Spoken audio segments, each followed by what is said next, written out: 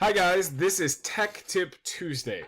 My name's David. I'm going to show you a little something cool for your classroom. At least I think it's cool. My name's David Lockhart. I go by David. I also go by Big Guy in a Bow Tie. I work for a company called Tynker. Tynker is a coding company where we help kids learn how to program. And today's tip kind of delves into that realm. They won't always, but I think where this one really comes in well is one of the things that I found in my social studies class was that I loved having kids create. I loved having them to create something new, to show what they know, to be a character, to tell a story.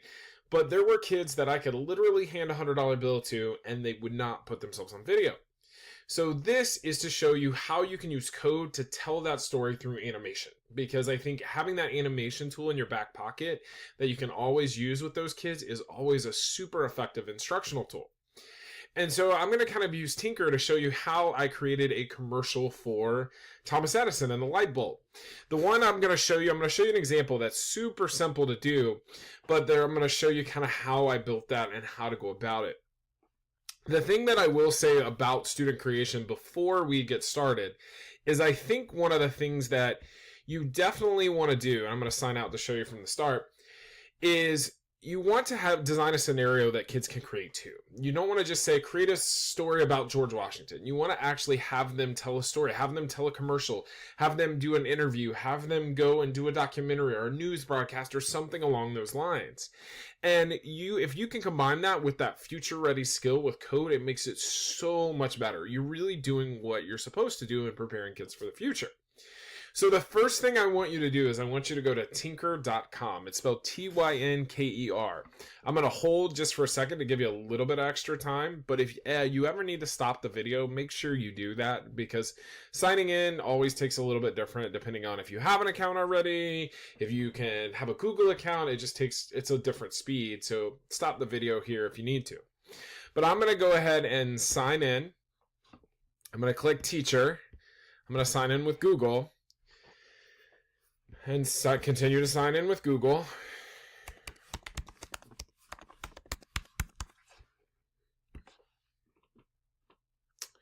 And I'm going to get to the teacher dashboard.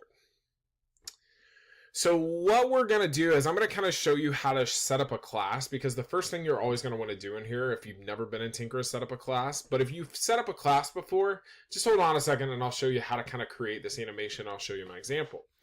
So the first thing I would do is you're probably going to go to My Classes and you're going to see a screen like this. So when you see this screen, you kind of have two real options as far as how to create logins.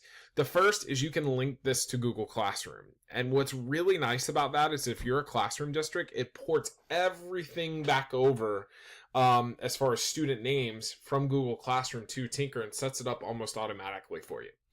But what you can also do is kind of create your own class. So I'm just going to create one with my name, and we'll just say this is 8th grade, and click Next. And then what it's going to ask you to do is it's going to ask you to add students, and there's a bunch of different ways to do that. So if I click Add Students, I can add with Google Emails. I can add students with a Tynker account, and I can also auto-generate usernames and passwords for young students. I can upload a CSV of my class roster, and a CSV file is basically you just do it in a spreadsheet, you do it in Excel or Google Sheets, and you download it as a CSV. Or I can have students, if they already have a Tynker account, they can actually join through a class code.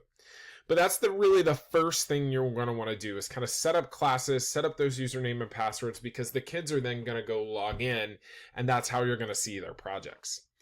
But what the kids are going to do is they're actually going to go to Create.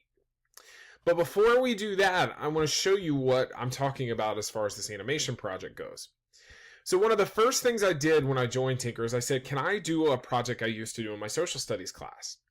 And one of the projects I used to do was do a commercial based around the Industrial Revolution. So it's basically somebody like Thomas Edison pitching his new product, pitching the light bulb. And if you teach social studies, you know there's a ton of stuff out there. But I think this is also a great tool for every other core subject area, because in language arts and ELA, you're always trying to tell stories. In science, you can get really creative with it and have kids tell the story of a rock or a cell or an animal. There's all kinds of ways to shake it there. And then in math, one of the things that you'll notice is that kind of this computational thinking that you're doing with coding is a lot of it's math. And so you can do things like tell a story where the character moves along a coordinate plane, because this is just a coordinate plane where it's negative 100 to 100 and then negative 100 to 100, and 0 is the middle point for both. And so you can kind of teach that concept. Now, this is one that I did this long after I was in the classroom, but this is the base of the project. It's a super simple version of it that I think even a third grader could do. So you're adding the characters, you're adding speech bubbles, you're drawing a little table, pulling in a light bulb icon, making it light up with some of the kind of animation tools from there.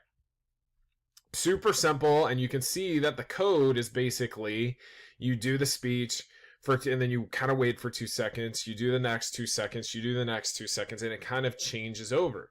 And then if you click on the light bulb, what it'll do is on start hide, you're waiting the time of the speech, then it shows the light bulb, and then you wait 2 more seconds because that's the time of the next speech bulb. And then it's going to change over to the next costume. So super, super, super simple way to do it. That's really the only code in here.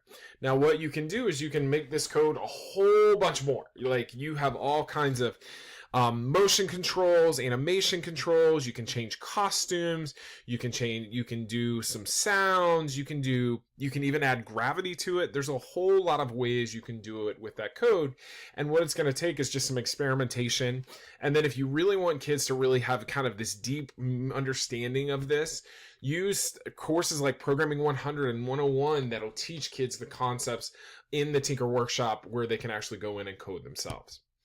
But some base concepts showing you how a kid would do it is what they would do is they'd go in here and they'd hit create new project, they'd hit blank project, and then they get a blank template for the Tynker workshop. You get Cody the character, and if you click, Cody actually comes with some pre-code in him, but you also get the white stage. And so the first thing that I would want to do is I'd want to come in here and I'd want to go and change the background, because if you click this stage over with the actor, that's what actually changes the background. So I can click add background, and I have a whole bunch of pre-built options, but I think when you're doing the storytelling that's built around like super specific around your content, there's some really good ones in here, but sometimes you're also going to want to upload your own. So you just come over here and you click upload as an asset. You pull a picture from wherever you pull pictures from, and you save it on your computer, you click that picture, and you upload it in. So it's going to take a second, but when it comes up, you're actually going to see Thomas Edison's workshop. So now Cody is walking around in Thomas Edison's workshop. Great way to kind of show that animation. And you could do where he goes behind the desk that he actually hides. So you could actually put it where he hides about right here and continues his motion. And so that will look like he goes down that aisle. There's all kinds of ways to make that work. Now, the other thing that you're going to want to do is you're going to want to add actors. And so to add actors, what I would do is click this add actor button. You can keep Cody in there, but if I click add actor, you actually have multiple ways to add actors. The first one is I can actually draw my actor, and I'm going to attempt a really bad stick figure to kind of show you what this is like. Let's attempt my really bad stick figure. There he is. And we're going to actually, since we're in Edison's lab, we're going to change this. Oh, I didn't mean to change the whole thing, so let's go undo. I just wanted to change Edison's face. Oh, because it's not a circular motion, that's what's going on. So let's connect it a little bit. Connect it so it's changing the background. And so now we're going to try to change Edison's face. There it goes. Because it wasn't that complete circle, so it's read it as the whole thing. And we're going to click save, and now this character is actually in Thomas Edison's workshop. So the kids can actually draw their own characters. What you can also do is you can add from a media library. There's all kinds of characters and objects in here. So like if you wanted Thomas Edison to have a coin, you can add a coin in there where there's a coin that Thomas Edison could get. You can also add an actor by creating one. There's all kinds of ways to create characters. As kids are learning more in Tynker, they get XP, and that's how you unlock these as they're doing more coursework. But you can still upload with simply for free You can customize some characters. But the one that I think a lot of people would use in this kind of scenario is to upload your own. And so you go down, you click the upload button, you click the picture of Thomas Edison, and you just pull a picture of Thomas Edison down to your computer. And then what I'm going to do is I actually want Thomas Edison. I don't want all the rest of this stuff. So I'm going to click in here, and I can actually edit this picture in the editor where I can get rid of the background. And we're going to do it a kind of super simple way. So we're going to come up here to the eraser. We're going to make it big and do it quick. But we can go and we can kind of do it quick and kind of go from there. So I'm going to click save. You can kind of see it's a really bad version of it, but you can kind of do that there.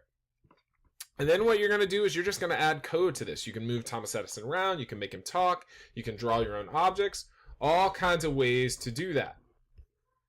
You can also add your own tutorial.